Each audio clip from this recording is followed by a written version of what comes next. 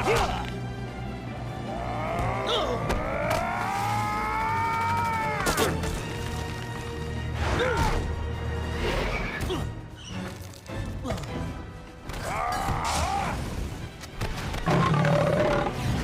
मैंने जो भी किया तुम्हें गर्व महसूस कराने के लिए किया। मुझे बताओ तुम्हें कितना गर्व है शिफू, बताओ मुझे, बताओ मुझे।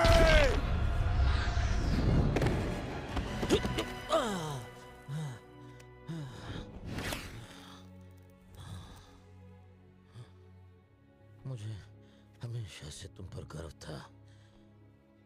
पहली मुलाकात से ही मुझे तुम पर गर्व था, और मेरी इसी घमंड ने मुझे अंधा कर दिया।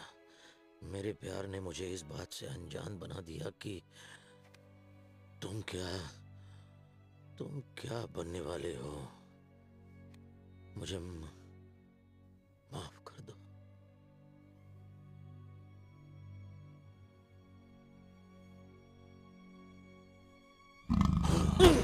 मुझे तुम्हारी माफी नहीं चाहिए, मुझे मेरा पुलिंदा चाहिए। क्या? कहाँ है वो? ड्रैगन योद्धा उस पुलिंदे को चीन की आधी सरहद के पार ले जा चुका होगा। तुम उस पुलिंदे को फिर कभी नहीं देखोगे टाइलन, कभी नहीं, कभी नहीं।